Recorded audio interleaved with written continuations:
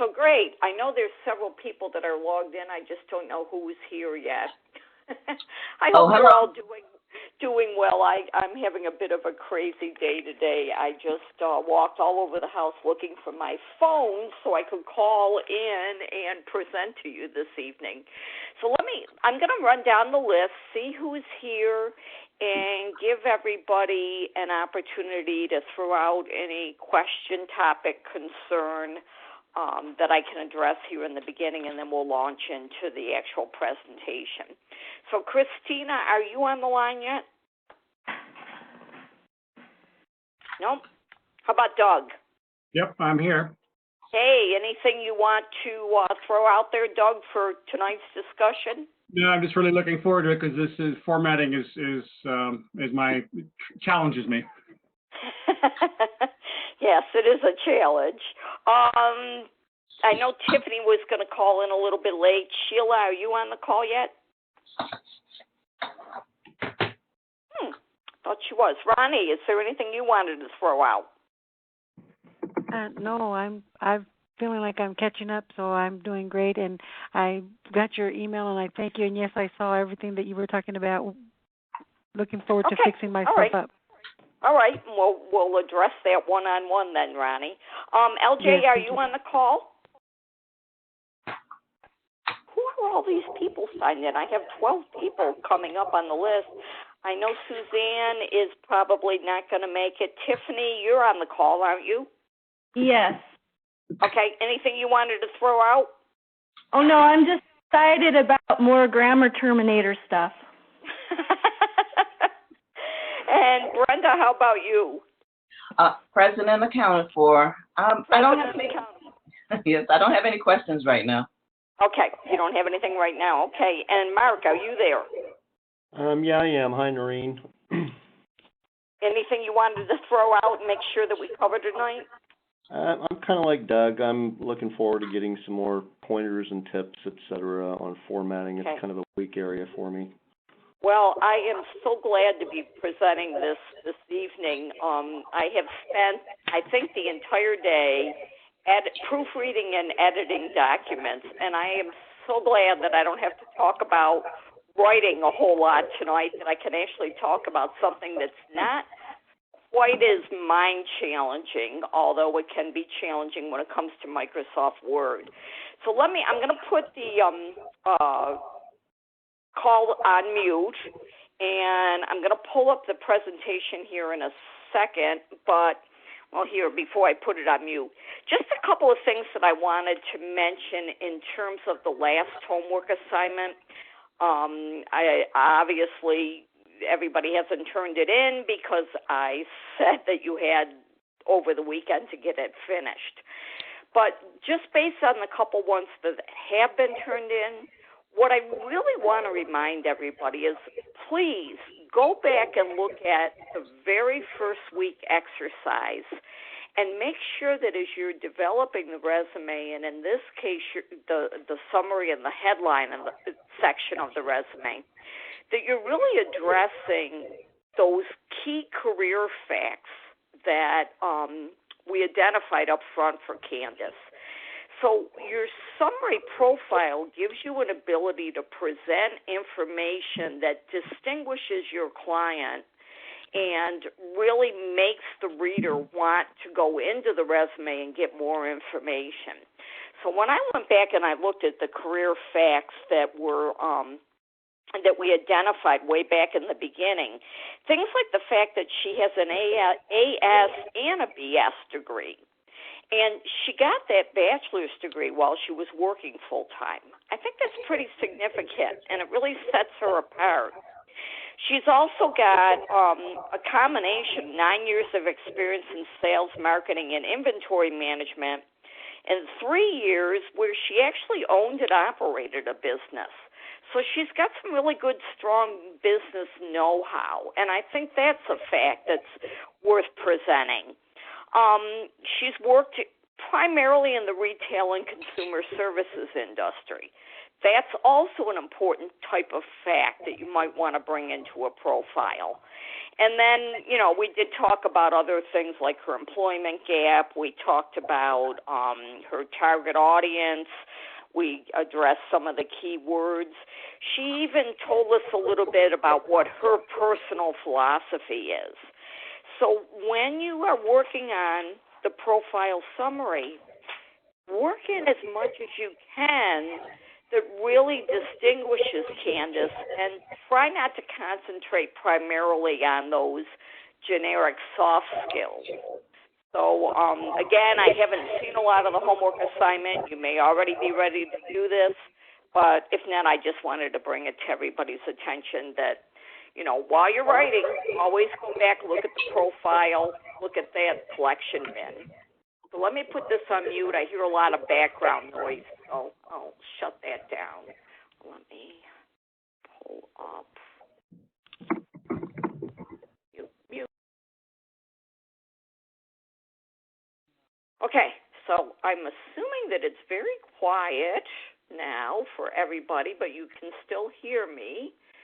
So let me bring up this slideshow, and somebody can just confirm for me that it is visible on the screen.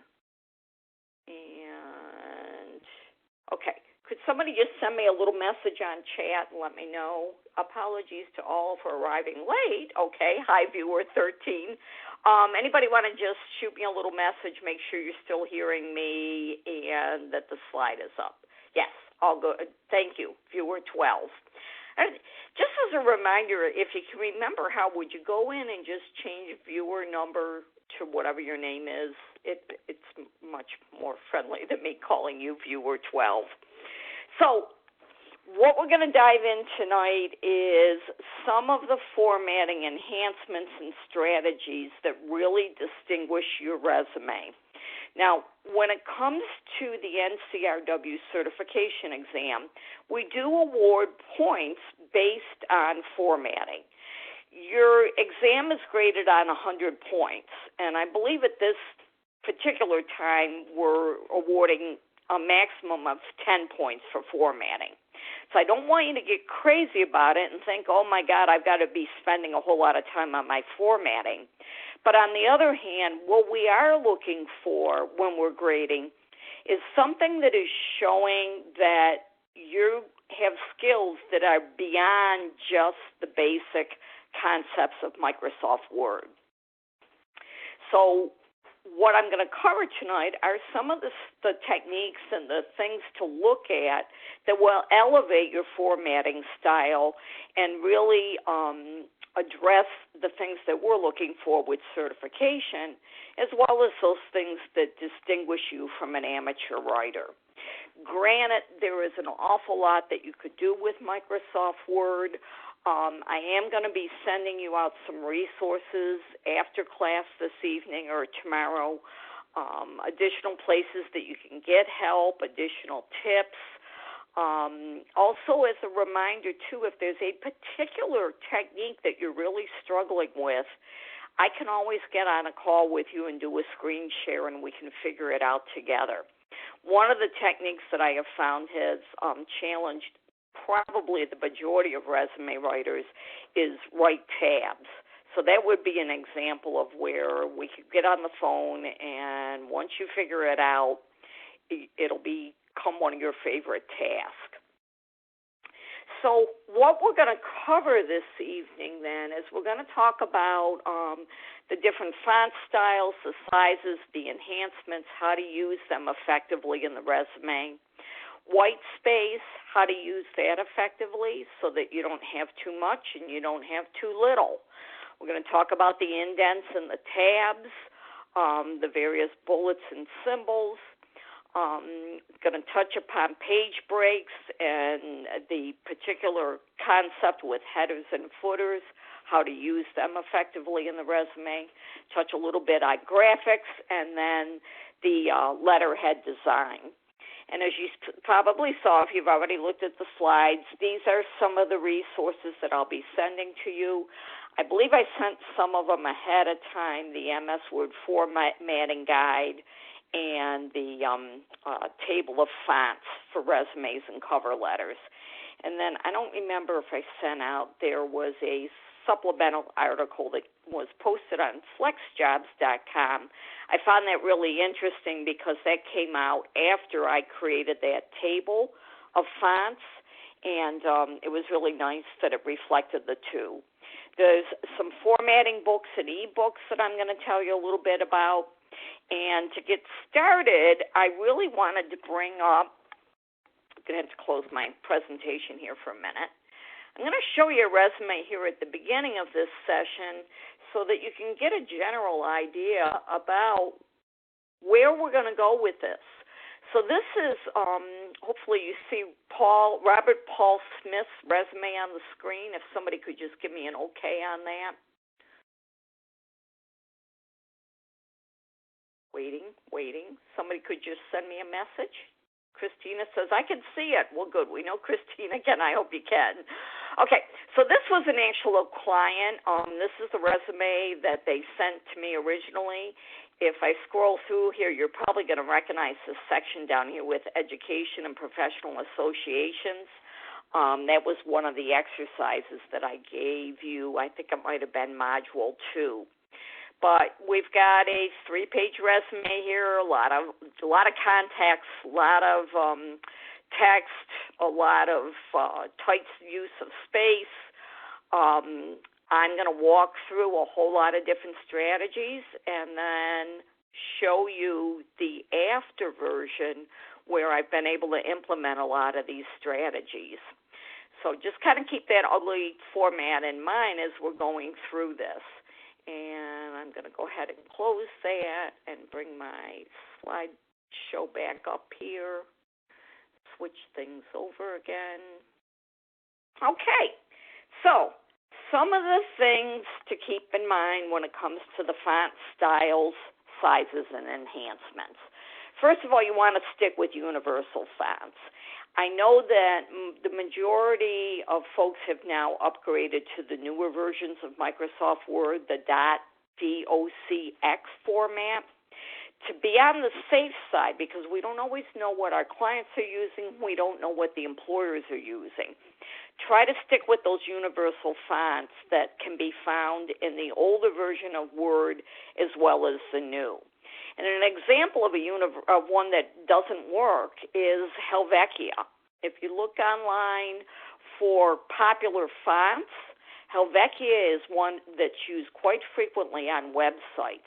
It's not a user-friendly font for resumes because a lot of people can't open it. And what will happen is if you use a font that's not universal and you send it to a user who does not have that font in their program or compatible with their printer, the receiving computer will convert the font to something that is on that computer, and the next thing you know, your whole document's been messed up. So if you'll reference that table that I gave you, it's really the best way to know what are the best fonts to use. And as you could see in the table, I adjusted the font sizes and the enhancements so that you could see what works well. Align the style with the occupation. You've got the sans serif fonts, which tend to be a little more technical, a little cleaner. You got the softer fonts, the serif, that have those little curly cues on them. So when you're writing for different occupations and different professions, you may want to consider which font best represents that type of profession. Typically, if I'm working with a technology professional, whether it be blue-collar technology or computer technology, sans serif seems to be a little more conducive.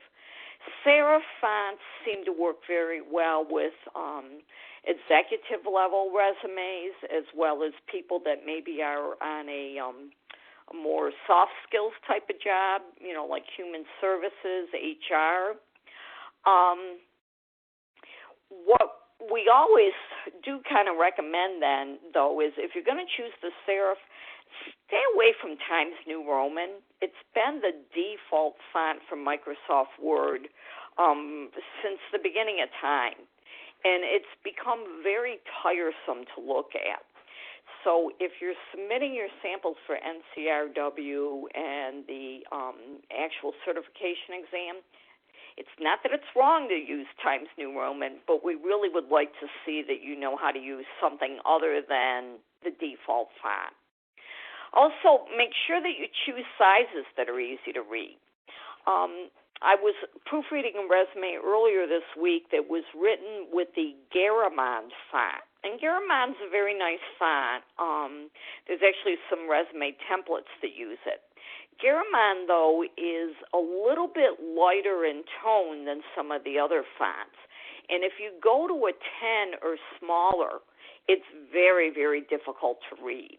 So that's why, again, I say reference that chart that I gave you, and you'll get an idea about what that font's going to look like when it's in use for certain words.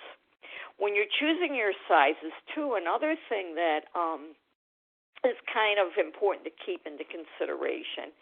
And the analogy I use, and I might have mentioned this in an earlier class, is if you think about when you were in grade school and you were first learning how to write, or at least back in the 50s when I was in grade school, we used big fat pencils and we had paper that had really wide lines on it. And then as we moved up to the higher grades, we started using paper where the lines were a little bit smaller and we wrote more precisely. Then when we got to high school, we graduated to college-ruled paper. And the lines were closer together and our writing was tighter. Keep that in mind when you're choosing your font size. A 12-point font in Arial or Verdana for someone that is of a senior level in their career gives an impression that they're somewhat amateurish. So choose a font size that is also relevant to the occupation as well as the occupational level of the person that you're writing for. So like I said in that next bullet, smaller fonts imply an advanced career level. Create some visual interest. Don't be afraid to use color, bold, italics, underline, a mix of all caps and small caps. Keep in mind, though, you don't want to use too many font enhancements in a document, and you want to be consistent from category to category. So if you choose a particular font size, color, and style for a heading, then all the headings have to be that way. If you do it for a company, then all the company names have to be formatted that way. Ideally, you should maybe only pick 2 or 3 formatting enhancements per document, and don't mix a lot of fonts in a document either.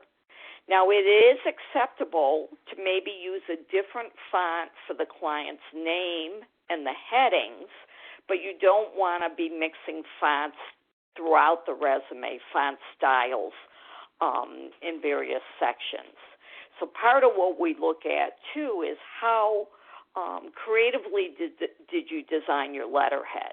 So in your letterhead, you can use fonts that you may not have used somewhere else in the resume to distinguish that letterhead. And then, like I say, being consistent between categories. The next thing to take into consideration is the whole issue of white space. White space just makes the document more visually appealing, easier to read. It guides the reader through the document. So as you can see here, on the left, you want your document to have room to breathe, but you also don't want to have so much space that it's giving the impression that you're somewhat amateurish with your typing, or you're using up valuable real estate and suddenly causing your resume to be more pages than what it needs to. So if you remember that bad example that I showed you in the beginning, that's an old format where the headings are all in a left-hand column and the content is in the right. And when you use that format, you've created a lot of unnecessary white space and you've caused your document to be more pages than what's necessary. So you want to have a balance, and I'll show you some of the techniques for balancing the white space when you have too much. When it comes to the margins, don't make your margin any smaller than 1/2 inch. Anything smaller than that, you're running a risk that it's going to be cut off on a printer. The client may be faxing it, and then the fax transmission information gets printed across the top. So when you're setting your margins, what we look for is that your top and bottom margins should be set the same, and your left and right should be set the same. If you want to have all four the same, that's fine too. A good strategy is, imagine if you were to lay a picture frame over the document. Would it look balanced? Or would you have too much white space on the top or on the bottom or on the right or the left? And if you have too much white space and it doesn't look balanced, then it may mean that you're going to have to go in and do some editing of your content. You might have to adjust the margin size. But don't just say, well, I ran out of information and now I've got 2 inches of white space at the bottom of the document. So you'll want to play around with it. A tip, and I'm going to throw it out there now before I forget, don't try to format while you're writing. You'll make yourself crazy and it'll go on forever. That was a mistake that I made very early in my resume writing days, is every time I typed something, I thought I had to format it. And if you're a person who's doing that, don't worry about the format until you've got all the content worked out. And then go back and start working with your formatting. It'll be much, much easier than trying to do it as you're going along. And I can tell from the homework assignments that people have been formatting while they're writing content, and that's fine. Just don't find yourself doing that when you're writing resumes and slow yourself down because you've just spent a half hour trying to figure out which font you wanted to use. When I create a resume, I usually open it up a blank document. I set my font at like an Arial 11 because it's easy to read. I type up all my content flush left. When I'm happy with the content, then I go back and start working on all of these different formatting enhancements. And many of them weigh on each other. So to try to do one at a time, it could change dramatically when you get to a different section and a different format. Okay, other things to consider with the white space then, the alignment. When we look at Microsoft Word, you have a choice. You can make all the text left aligned, which means everything is going to be straight edge on the left-hand margin. You can center the text, and that's very acceptable for things like headings or certain elements in the body of the text. You don't want to center the whole resume, and it's really not a good idea to center the whole summary. It just makes it more distracting. It's harder for the eye to follow it. The right alignment is where everything on the all the content is pushed over to the right margin. So now you got a ragged left, but your right is straight. With the left alignment, you've got a straight left margin, but your right is staggered. And then the final strategy alignment choice that you have when you're in Microsoft Word is what's called the justify or the full alignment. And with the full alignment, your left and your right margins are both straight. Your text ends at the margin. Now, the problem with the full alignment is in order to get those lines to all be even on the right-hand side, Microsoft will insert or break the words up and space them out. And sometimes what will happen then is you're going to end up with a document that looks like it has too much white space between words. So although it's not wrong to do that, we in the NCRW tend to suggest that you're better off sticking with left, center, and right alignment. I know that myself sometimes I just decide that the full justification looks better. But you'll just want to play around with that a little bit. If it's not noticeable that there's a big gaps between words, then you're okay. But if there's big gaps, then what you would need to do is go in and adjust the character spacing, and then that becomes a problem. Another thing that I've discovered is when you fully align and you have gaps, it's harder to discover that maybe you had two spaces after a period or that something else was wrong with your formatting. So keep that in mind. Now, other considerations when it comes to white space, incremental spacing. And this seems to be the area that, like the right tab, people have the most trouble with. So I'm going to show you a little bit about how to do that in the next screen. But the difference between the incremental spacing can really make a document much more visually appealing. So in this example that I gave you, the first example is just straight single spacing between each section. You've got two bullets there, each one word wraps. There's just a single space between the first bullet and the second. Now, one thing that resume writers will do is they want to create a little more space between the bullets.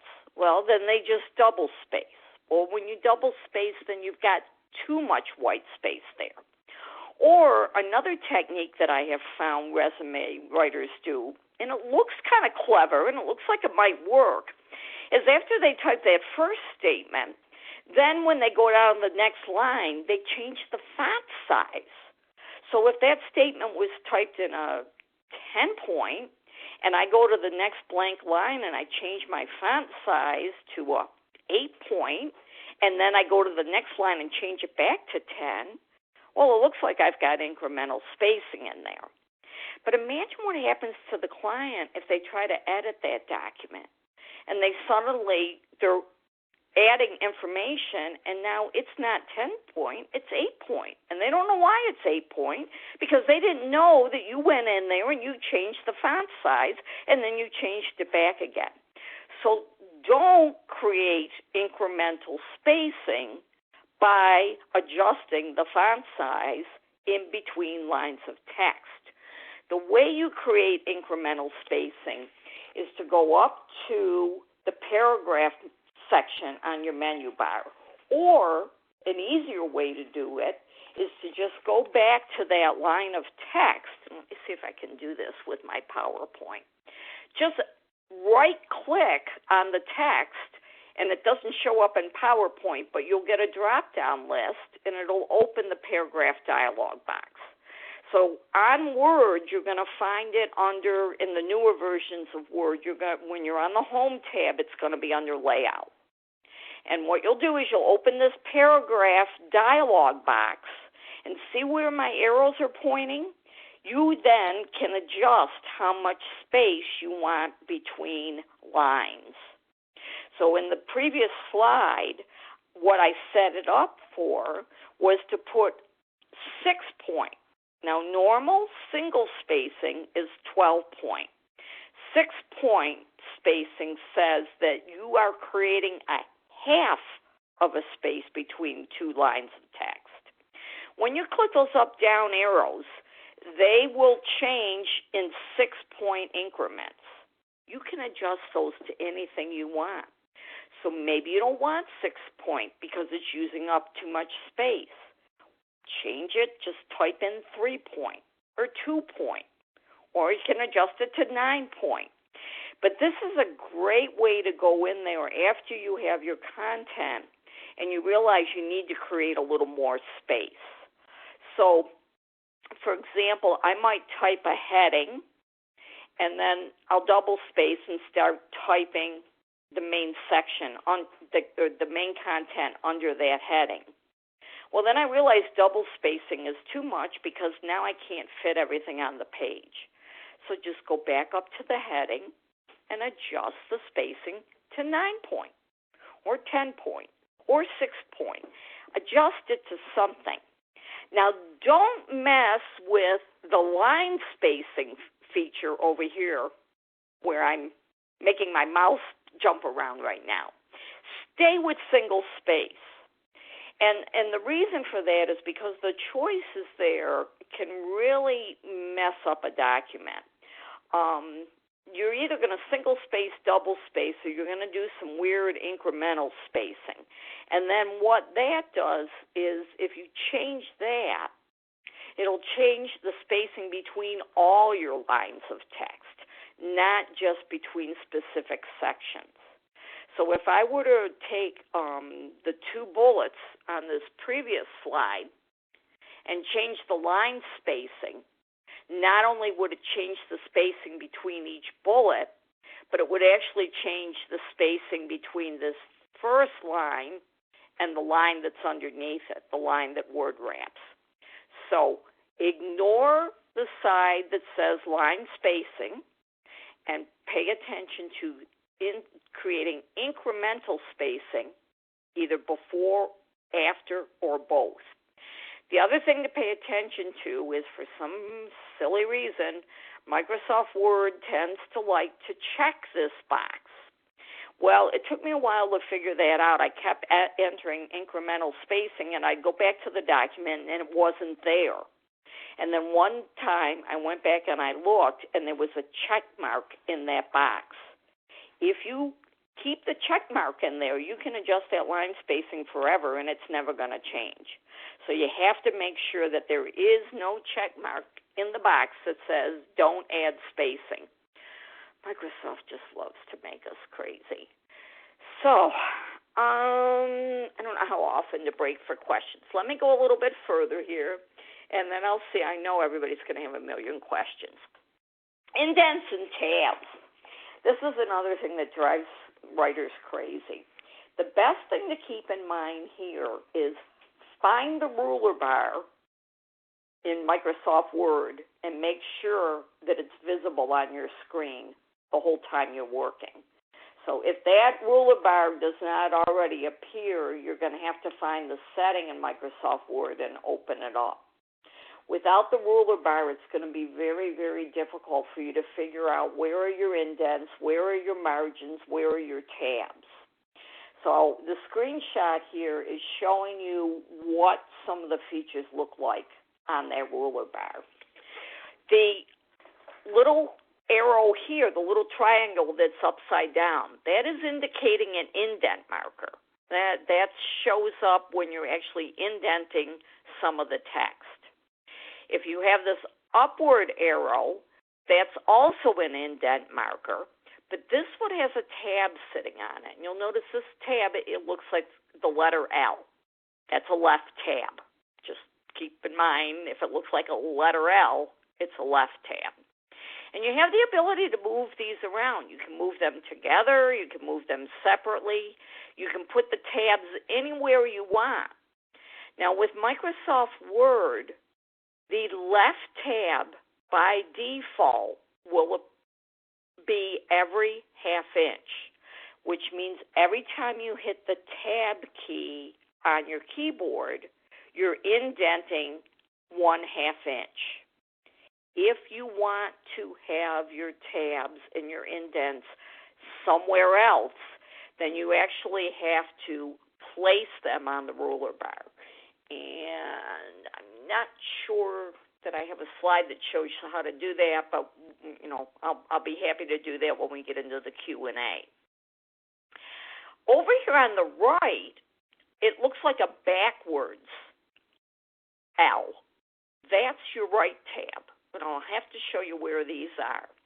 When you want to place text on the right margin, and ideally, if you're going to place dates on the right margin, you do that by setting a right tab.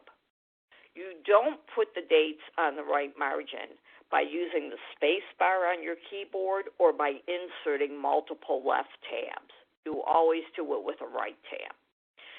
The other thing that you want to pay attention to is when you're looking at the ruler bar and you see this gray shaded area here, like up here on the right, down here on the left, that shaded area is showing you what is outside of the margin that you set in the document. And another trick that I've seen resume writers do, which tells me they don't know how to adjust their margins. The default margin in Microsoft Word is 1 inch at the top and bottom, 1 1/4 inch at the left and right. You can set those at any margin you want, but you don't want to keep it at 1 1/4 inch margin and then extend your content beyond the margin by dragging these markers. If you want your content to go further to the right and left, you've got to adjust the margins, not drag content outside of the margin. So these little marks here can be very important when you're aligning your text with the right and the left. Okay, other considerations here then with the indents and the tabs. Like I said, I think what I'll do is I'll run through these slides, and then I can open up Microsoft Word and show you some of these features and how they actually look on the Word tab.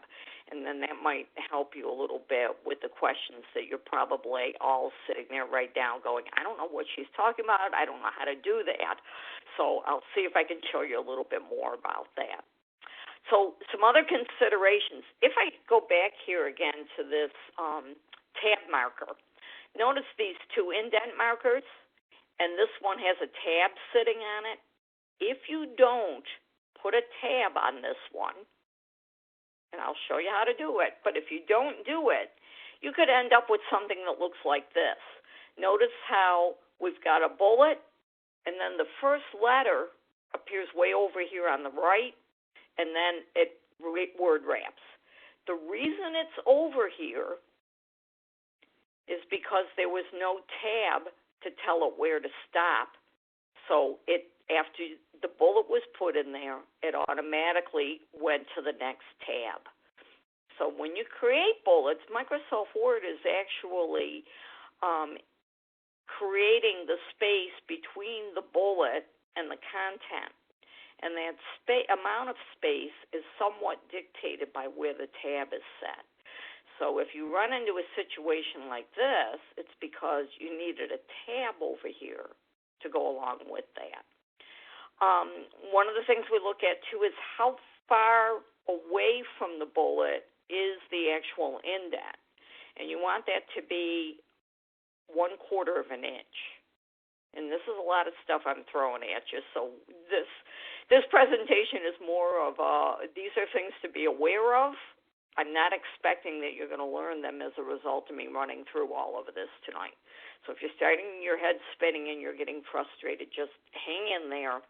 This is things to be aware of and glitches that pop up so that we can make sure that if there's particular areas that you need to work on, I can make sure that you get individual help. So other considerations when it comes to the bullet and symbols.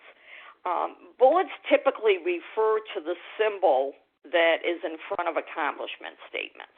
So when I'm talking about accomplishment bullets, what I'm saying is that when you're calling out the client's accomplishment, you should have a bullet at the beginning of that statement.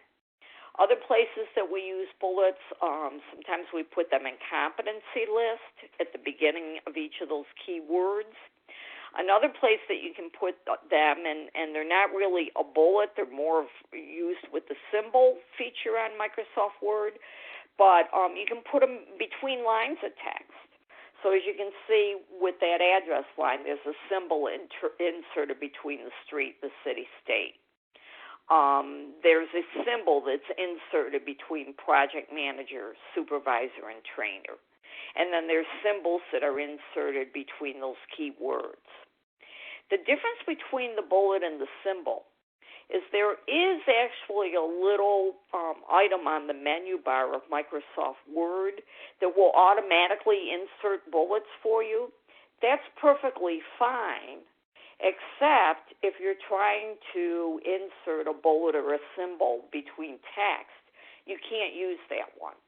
So you're going to have to use the insert bullet symbol feature on Microsoft Word, and I'll show you that one too when I pull up Word. Other things to take into consideration is use consistent spacing before and after. So if you're putting bullets between things like project manager, supervisor, trainer, you want to check your spacing in here. If you've got 2 spaces and then the symbol, then you have to be consistent throughout. If you have 1, 3, it doesn't really matter. Just be consistent by the amount of space you're putting between the bullet and the symbol, or the symbol and the text. Stick to no more than 2 styles for a document. And we could extend that and say 3, depending on how you're using them in the document. And the reason I say that is you're going to question me when I show you the reformatted resume. Stick with the more common ones.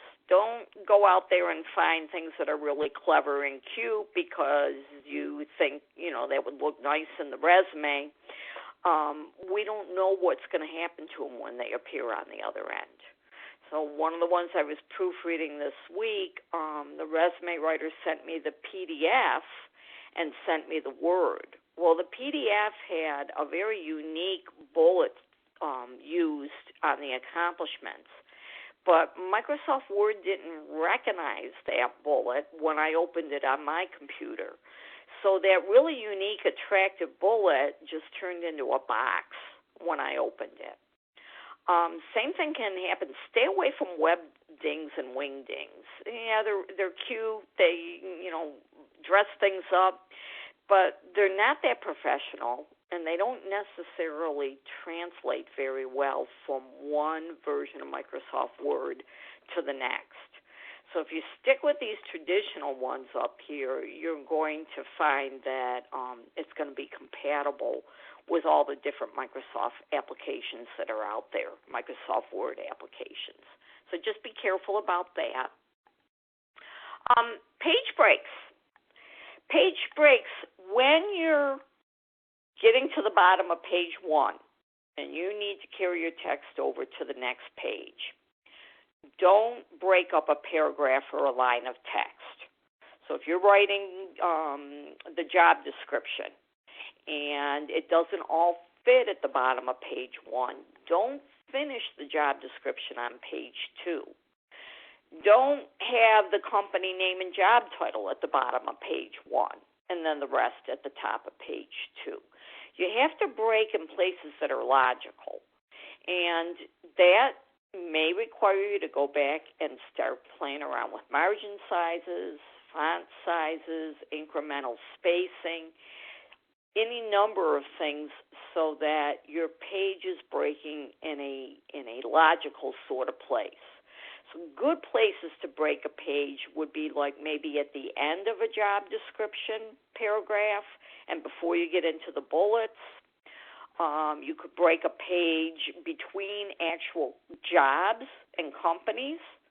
So, and keep all the company information and position information on one page and then go to the next one. Try not to break your page in the middle of accomplishment list. So think through what is a good strategy for where I'm going to break this page, and then how do I adjust my formatting so that information that is similar is kept together. If you have to go to a subsequent page, a page 2 or a page 3, then you want to have about 1/2 to 3/4 of the page with text on it. Don't go to page 2, page 3, and you only have like 1 inch or 2 inches of the page that are filled, and the rest is blank. Try to, go down. You've got a sheet of paper that's 8.5 by 11. Try to make anywhere from, 3.5 to 5.5 inches at least on that subsequent page. Otherwise, you have to go back and start playing around again with margins, fonts, incremental spacing, editing. It's okay if you want to tag the bottom of a page by, writing continued or something like that. It's kind of a good way to fill in a gap. So maybe you finished one company in one position, and if you want to go to the next page, but you don't want to leave a 2-inch margin at the bottom, and just stick in a word like continued, something to fill in that gap. When you are breaking a section, then on your subsequent page, remind the reader where they were. So if you were talking about ABC Company, then at the top of page 2, you'll want to say ABC Company continued. Or if you were listing accomplishments, or you were talking about a specific job, just remind the reader what were they reading before they turned the page. Now, other things that you want to put on that second page or subsequent page, and actually, headers and footers are a little bit different, so just keep in mind, and I may be getting ahead of myself here, but if you go to a subsequent page, in addition to reminding the reader what they were reading, remind the reader whose resume this is. So on the subsequent page, you want to have the writer's or the client's name, at least one form of contact information, like a phone number or an email address, and then a page number. Now, if you have choices when it comes to where you want to put that and how you want to do it. And that's what takes me to this next slide. You can actually just put it in the body of your message, of your document, in which case you go to page 2, you keep typing, you put in client's name, phone number, page number, maybe a graphic line, come down to the next line, continue your resume. Another strategy is actually to open up the header section of the document. And I'll show you that in Microsoft Word. But the header is outside of the margin. It's above the margin of your document. So when you put information up in the header of the document, it takes on a tone that looks somewhat suppressed. It's not as crisp and clean as the rest of the resume, which is fine. It also will not be picked up by an ATS. So if an ATS is scanning the resume and you have the header or the client name and page number typed in the body document, then what will happen is the ATS will suddenly insert that in the middle of your content. So when you do the header or footer, you're putting the text outside of the document body, and that's a really good strategy. Now, never put the first page letterhead in the document header. That's that first page where you're putting the client's name and all their contact information.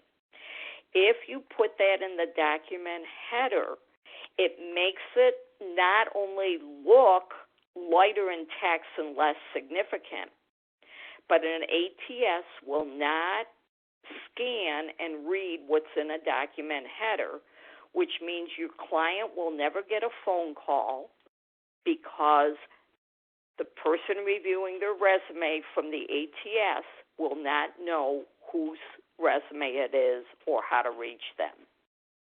So you want to be selective when you're putting the information in the document header. Also, a document header, the second page, is not the same letterhead as what you put at the top of the first page of the resume. So don't make the mistake of having the same letterhead on every page of your document. It's a lot of information, I know. Let me see if there's anything else there.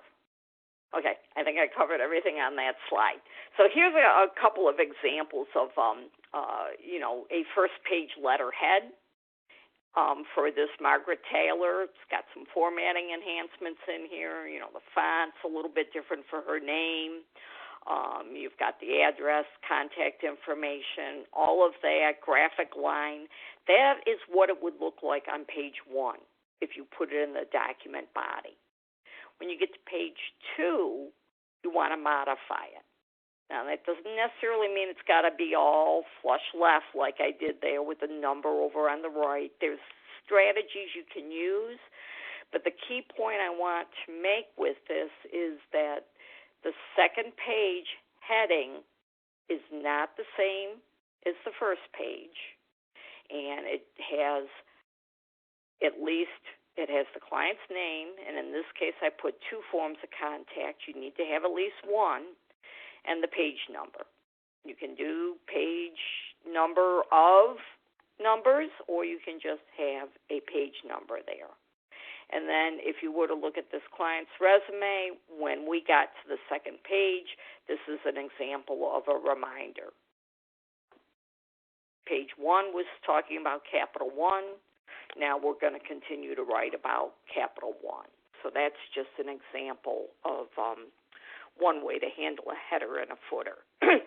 Footers are usually a good place to put page numbers. We don't use those very much in resumes. One place that I have sometimes used a footer, and I think it may have been in one of the sample resumes I gave you, is I put, it was for a college student, and I put their home address up in the main part of the resume, and then I put their college address down in the footer, so that it was still on the document, but it wasn't a pertinent part of the document. Now, graphics. Graphics is another one that, depending on your skill level, don't try to do something that is beyond what you're capable of. But at the very basics, use your graphics sparingly and tastefully, and you want to pay attention to what's going to reflect your client's style, their occupation, their career level. So some of the simple graphics that you can use are things like graphic lines, and from the homework assignments that I've been getting back, it looks like everybody's pretty comfortable with graphic lines. Page borders, they sometimes are nice to use. Text boxes, you remember last week I talked to you about a Johnson box. You can put a text box on a document. Thing to keep in mind, and I'll remind you again when we do ATS won't read things that are in a text document, in a text box. So don't put anything critical in a text box, otherwise that critical information will be lost. You can also do things like tables and shading. So those are some of the real basics. The graphic lines, you can put them above, you can put them below, you can put them around. Borders, you can adjust the different border sizes, the different style, the different color. Try not to use too many versions of your borders in a document, but a little creativity and a little bit of a mix can make a big difference. As I say, don't put essential information in the text box. If you're doing a table, you may want to hide the table lines so that they're not, breaking up the text. You can suppress them, and then it looks like it's columns, but it's really a table. You can adjust the shading. You can, put in different fill colors, different intensity. A nice style design is when you use white font and you put it on a shaded background. That shows up really nice when you're using, like, document headers. You can use a white font on a shaded background, and it just makes that to stand out a little bit more. We do advise you to stay away from columns. Columns are difficult to adjust.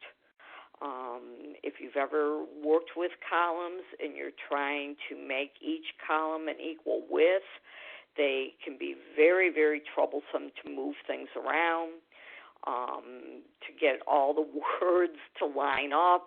When you begin starting to enter new information in a column, it can throw off all the other columns, and applicant tracking systems just simply do not like columns.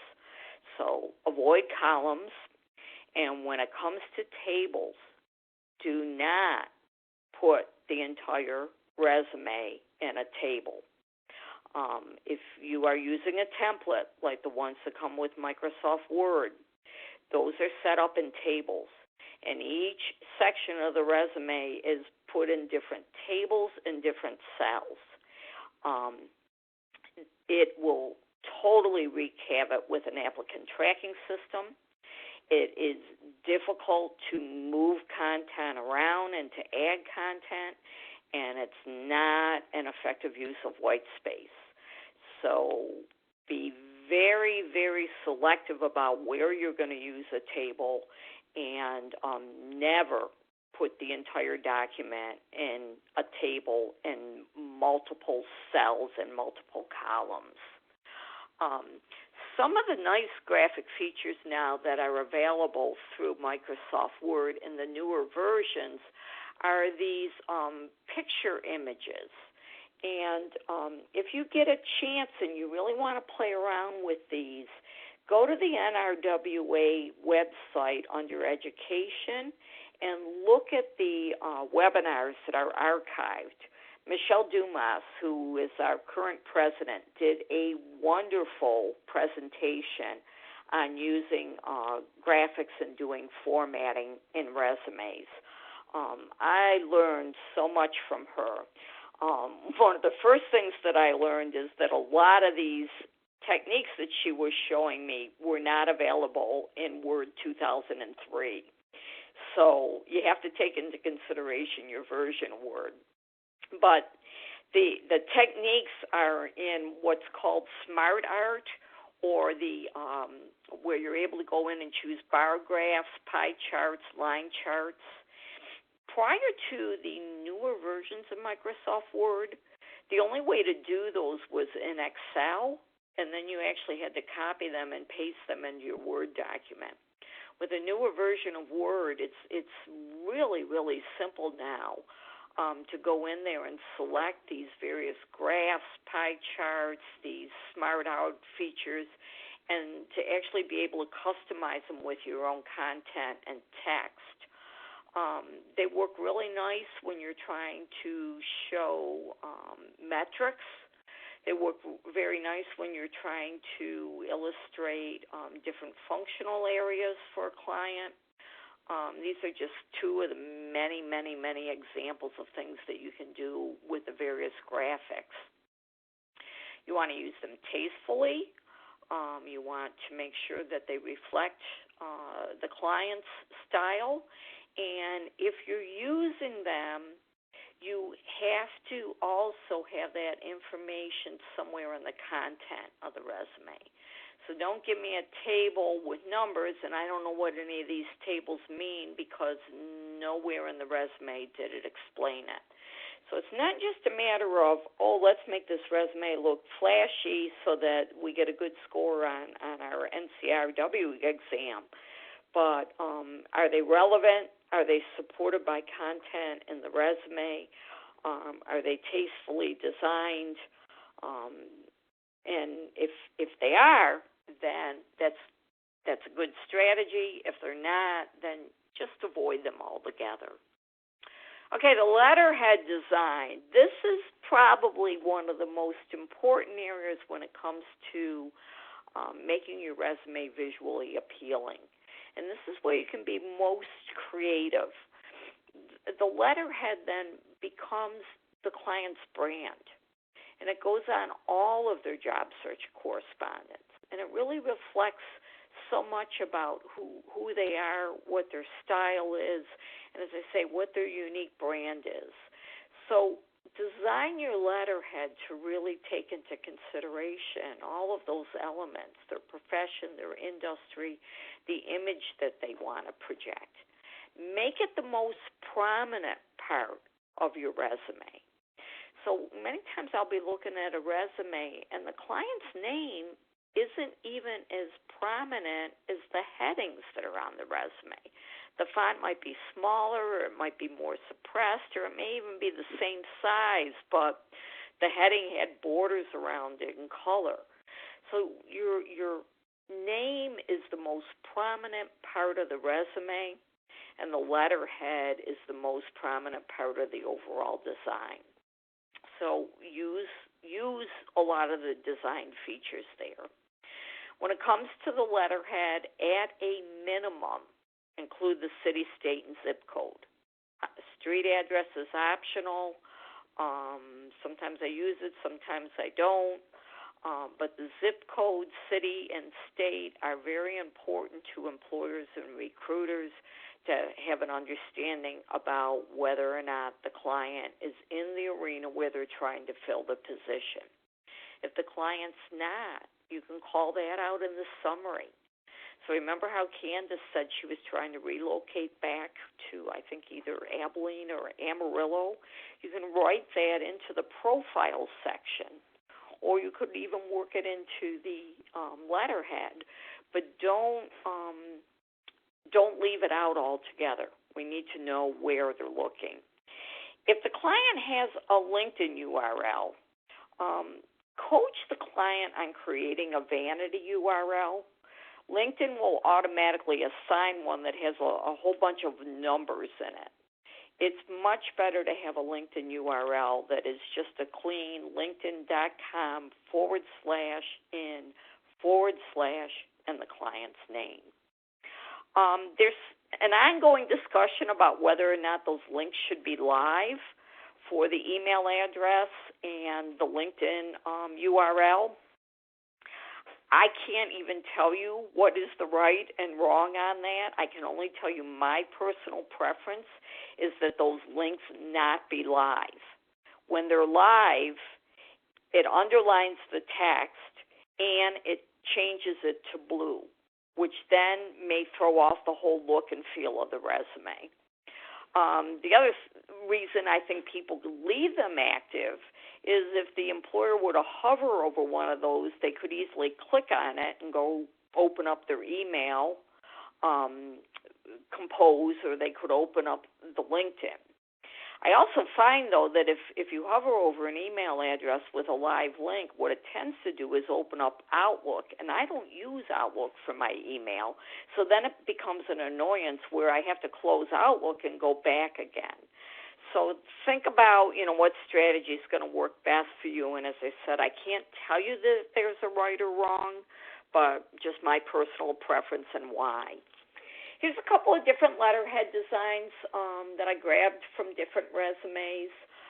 The one at the top there for Joel Phillip, this was a letterhead that was on a winning resume last year for the NRWA Roar competition.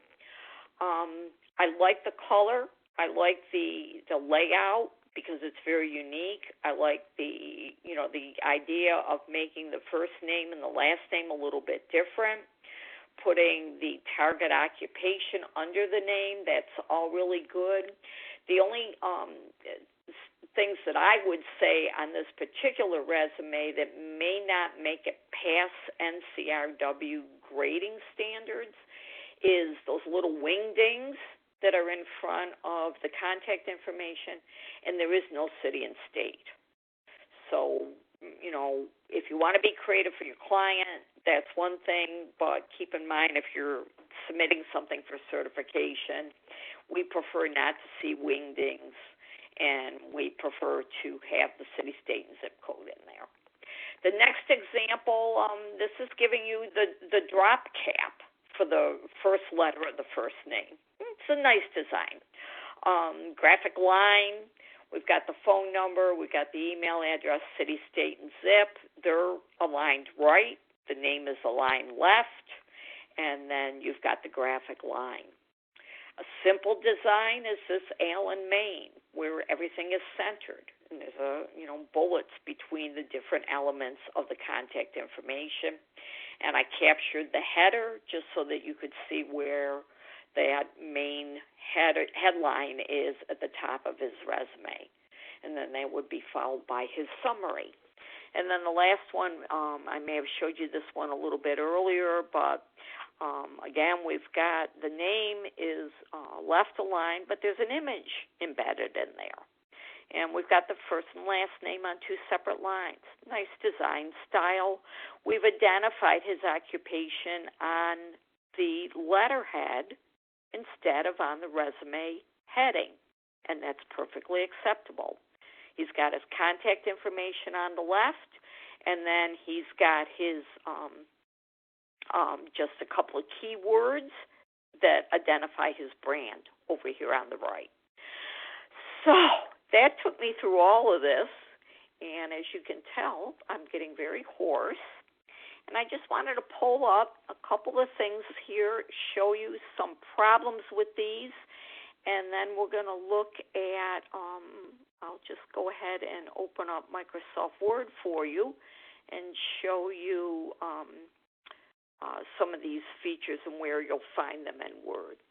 So this is, just as a reminder, this was that first resume I showed you for Robert Paul Smith. Very boring, very ugly, Times New Roman, a lot of, we got the 2-column, we got all this excessive white space over here, not a really good layout of the letterhead, it's using up 4 or 5 lines of text. This is the same resume, but with a lot of different formatting enhancements in here. So we have incremental spacing here, and I'll show you this up here on the menu bar. As you can see, we're in the Home tab. If I right-click on Robert's name and I go down to the paragraph marker, you'll see that there's 3 points of space between his name and the address. Not right on top of each other, but not far apart. We've got symbols in between the lines here. We got a graphic line. We also have some incremental spacing here. So it's 9 points away from the graphic line instead of 12. And here we've got 3 points between the heading and this little tagline, embracing a spirit of teamwork, communication, and coordination to ensure organizations thrive. Then we've got some bullets here that are part of the summary section and are unique in that they are summarizing the overall value that Robert is bringing to the position. Come down here, and we're using a little bit of a creative where we're centering the company names, location, dates.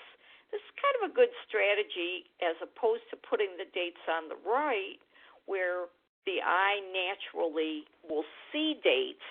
This is a good strategy if maybe what you're trying to do is to minimize some gaps, is to align everything centered. Here's your company line. And now we've got the job titles, but they're over on the left, and the individual dates for each job title are next to the jobs. And this is just one of many, but I wanted to show you what I did with that ugly resume and the formatting. Down here, these are some overall impacts of what Robert did in this position. So I chose to center them to balance them with the company name and company description. Then when we go down here into the bullets, as you'll see, these are incrementally spaced, 5 points between each bullet. And down here we have sub-bullets. Those are not incrementally spaced, single spacing. So there's no space between those. Somewhat of a different bullet that is used for the sub-bullet versus the key bullet. Also, here's a strategy where you may want to go in and highlight some of the beginning of the bullet or maybe key words. Because as you'll notice then, the bold words, your eye naturally gravitates towards the bold text. So if a reader is only scanning, they can scan those bold words, get the gist of what the client did, and then go back and read the content later on to get more detail. As you'll see on the second page, this is in the document header. It's not in the body of the document. And the document header is hiding here under Insert Header. And as you'll see, if I go into Edit, and I go to page 2, see how it looks different? Now it's dark because you're actually reading it in the header. Whereas when I close the header, which it isn't letting me do, and go back to the document, it is suppressed. So why won't it let me close close it for you. Great. Now I have to get out of here. So in any event, and then as you continue to scroll through, I can't seem to close my document header, so I'm just going to go ahead and close this document altogether. And then the only other one I wanted to show you before I open this up for the questions is here's an example of a resume that didn't look too bad. Seems to have some nice formatting enhancements. Well, one of the things that we do as graders is when we get a resume like this, we go up here. If you look in your Microsoft Word menu bar on the Home tab, there's this little funny marker over here. Now, I used to love WordPerfect because you could look at all the hidden codes. Microsoft Word won't let us see all the hidden codes, but it'll let us see some of them. And if you click on that, you'll see what some of these codes are. This is where, if you look down here, you'll notice there's one space before this symbol and two spaces after. Then you go down here and there's two spaces before and three spaces after. That's an inconsistent spacing. Then this poor writer was having trouble with word wrapping, so they typed a line of text and then they hit the Enter key on their keyboard. Every time you see this little marker, that means the Enter key was hit on the keyboard. When you get down here, this poor writer just simply did not know how to enter a bullet and then word wrap. So what the writer did is they typed part of the line, they hit the Enter key, they typed the next part of the line. They wanted to get it to line up with the previous. So these little marks, that was every time they hit the space bar. Absolutely nuts. Up here, they didn't know how to put bullets in front of these, so they just started inserting little symbols and there's no space. Remember I said 1/4 of an inch between a bullet and the space. This is also in a table, and the table lines are suppressed. And then we get to page 2, there's no heading. And the writer didn't know how to get the dates over here on the right margin, so they just, remember, these are all the times they hit the space bar. And then they stopped, but for some reason, they continue to hit the space bar. So we've got a lot. Look at here. This date is not over here on the right margin. It just randomly stopped with no particular random or reason. To get that over on the right margin, they needed to set a right tab. And then down here, well, they got this date. Looks like they did a left tab 1, 2, 3, 4, 5, 6, 7 times, and then they used the space bar. And then they randomly decided, okay, I'm going to leave the date right there. But then they got down to the next date and decided they're going to put it on the right margin, but this time they're just going to use tabs to put it there. So this particular resume had a lot of things hiding in it that might not have been apparent when you first started to look at it. So bad resume formatting. It would have never made it past the graders. We probably wouldn't have even bothered to read the rest of the resume because right away it says this candidate just simply does not know how to use Microsoft Word and is doing a disservice to their client. So I'm going to close that. I'm going to unmute the line. I'm going to bring up Microsoft Word because I'm sure that I'm going to get a million questions. And we've got 15 minutes. So as I go through a roll call, you're only allowed to ask one question because I can't let you monopolize everybody's time. So I'm going to bring up this reformatted one so that we'll have all of these little features up here on the website. And I'm going to unmute the line. Did I lose anybody? I hope you didn't all hang up because you said I can't stand it anymore. She's driving me crazy. No, all no. right. So, and if you've got to carry on a conversation or have anybody in the room or your radio or anything, just do *6 until it's your turn to ask a question. Okay, Christina, you can ask one question. Okay. So for my question, I'm wondering, I'm looking at the Word document you sent us that said recommended fonts for resumes and cover letters.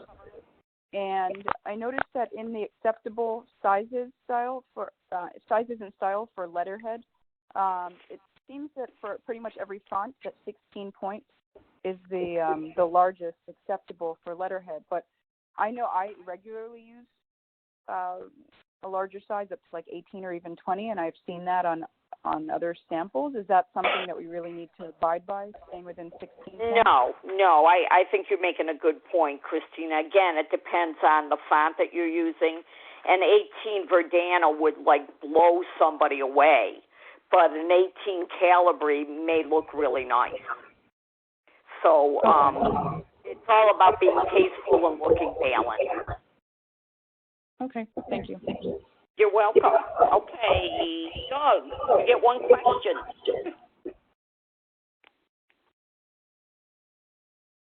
I know I'm getting an echo here. Doug, are you with me? Doug left me. Is anybody with me? Brenda? I'm here. I'm here. Okay, good. It got suddenly really quiet, and I thought maybe I lost everybody. Tiffany Bidding, did you get to join us yet? Yes, I'm here. Do you have one question? No, everything was pretty clear, but it was helpful to see. I know something I struggled with was lining up dates and not tabbing them over, so that's something that I can work on. Okay, let me just show everybody where you're going to look for that, because it is kind of hard to see. When we got Microsoft Word open, and we go over here where, file, paste, all of that, go way down here, and I hope you can see where my mouse is swirling around. This is your tab marker, and by default, it will always be set as a left tab. If you want to change that tab, you click on it once, and it becomes a center tab. You click on it again, and it becomes a right tab. To put a right tab in here for your dates, you'll just go up here on your menu bar and click somewhere. Right now I have one sitting. So let's just say I just inserted a right tab. Now I want my date to be all the way over to this right margin. Just click on that tab marker and hold your mouse key down and drag it over there and stop. Now, when you hit the tab key, it's automatically going to take it over. And a good strategy is, right now I set it, but notice it moved. So a good strategy is just select your whole document and then put the tab in.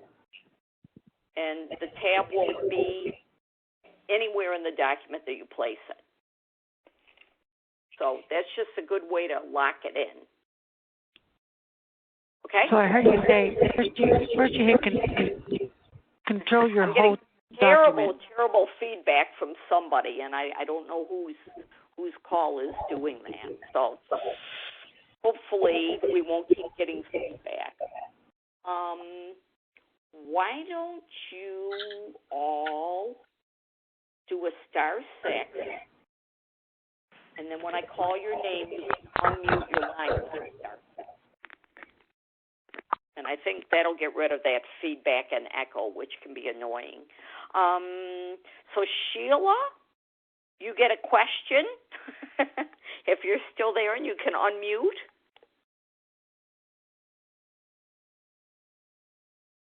Okay, very quiet now. Huh? Nope, now my line's open again. Ronnie?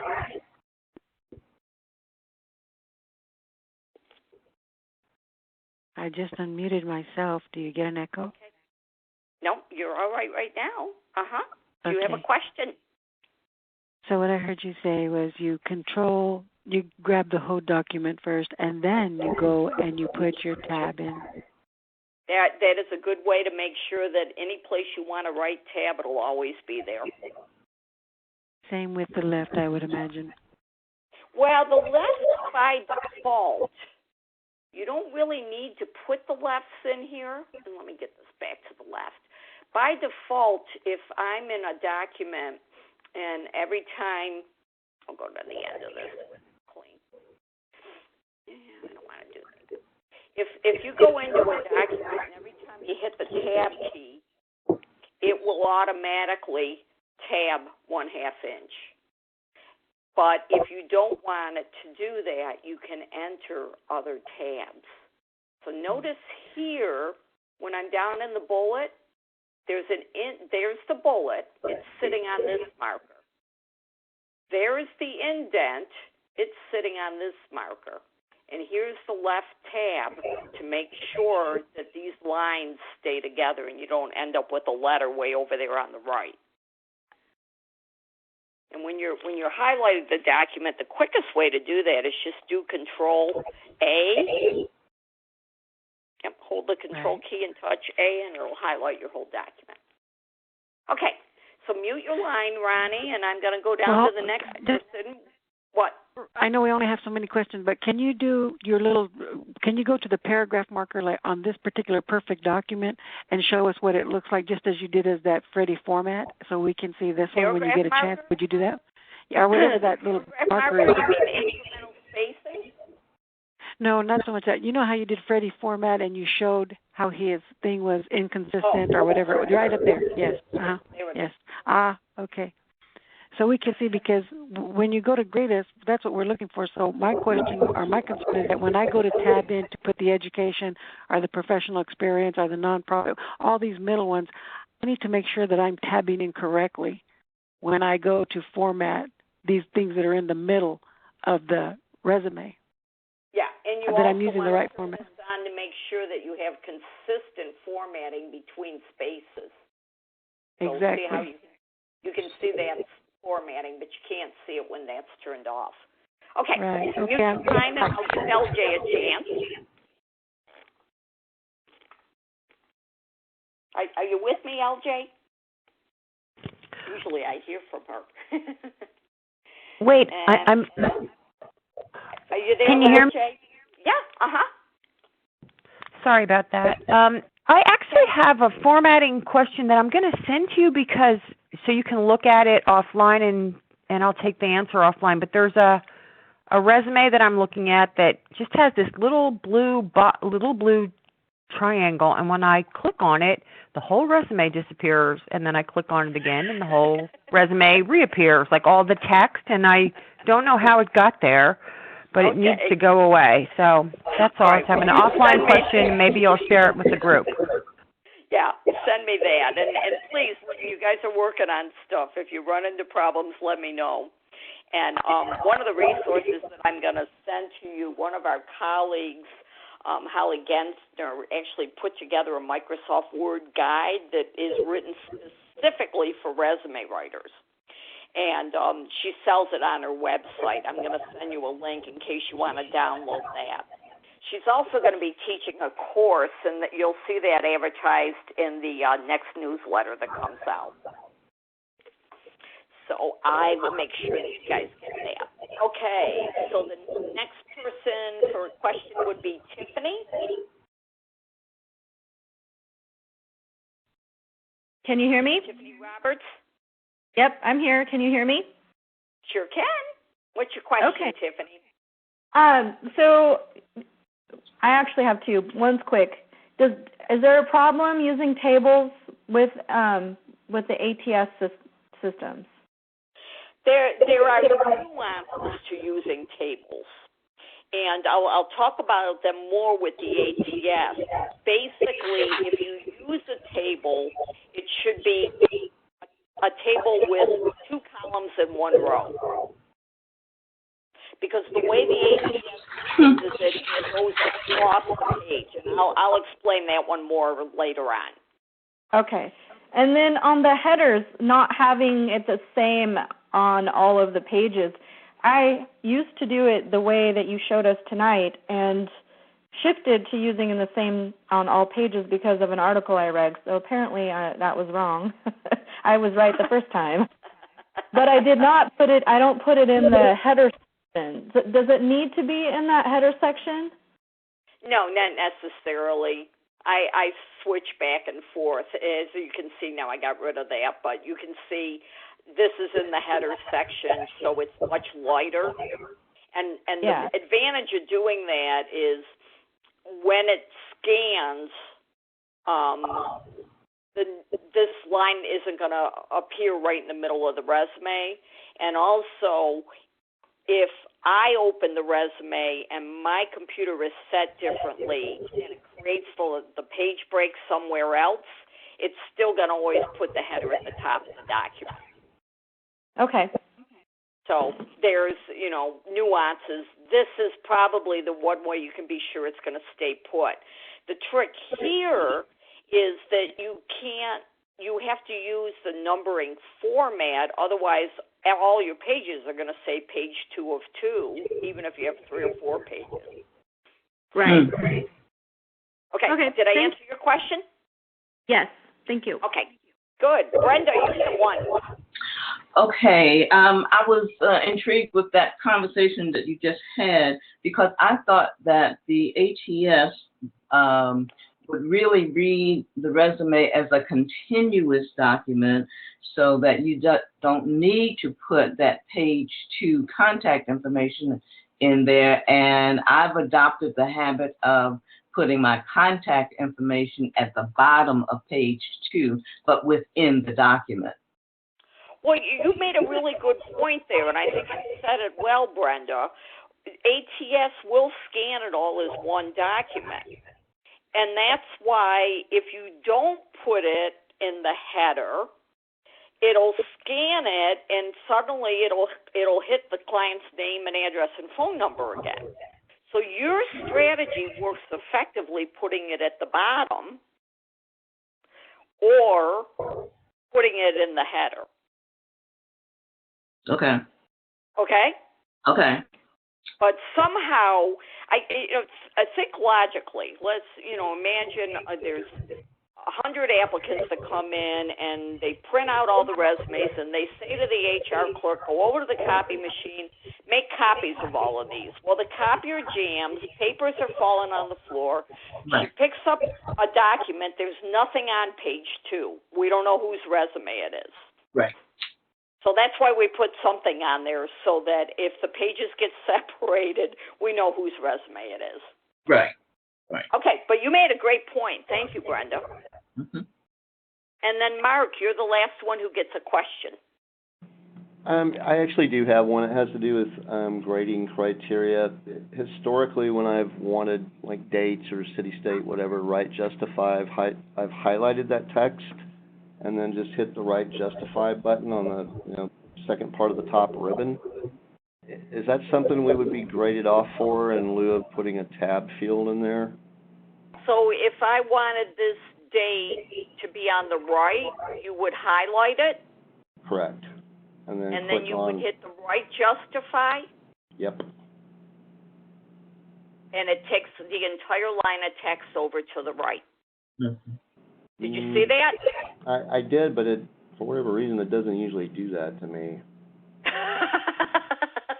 You might have another command in there. So if I went down here and I wanted to do this one, same thing. If I hit the right alignment, it's going to align that whole line of text. It doesn't know. So, yeah, you're going to have a problem if you try doing it that way. Okay. All right. Thank you. So the best thing is if you struggle with right tabs, then just figure out another way to format it. Notice there are no right tabs in this document. Doesn't mean you have to use right tabs, but if you're going to put the dates on the right, they better be there with a right tab. Okay. Okay? Thank you. Yep. All right. So there was a whole lot of stuff. I'm going to send you out a couple of other resources tomorrow. The best thing, like I said, is when you're working on your own documents, would be a good time to practice. Now, I looked at a lot of the baseline resumes, and I think what I'd like to do is customize the homework assignments. So if you've got a baseline resume that's really in good shape, then I may ask you to do some formatting on it and give it back to me. Or you could just continue to work with Candace's resume and do some formatting. So when I send out the email about homework, I'll try to customize it to each one of you and recommend what I think would be the best homework assignment for you to be able to practice your formatting. And if there's one you're currently working on and you want that to be your homework assignment, we'll do that. But that'll give everybody an opportunity to work on the things that's giving them the most trouble, instead of just, assuming that everybody is having the same problems. But thank you very much for your time tonight. I'm going to go grab some dinner and then collapse. All righty. Thank you. Good night. You're Thank welcome. you. I'll talk to you all next Thank week. you. Bye. Bye-bye. Bye.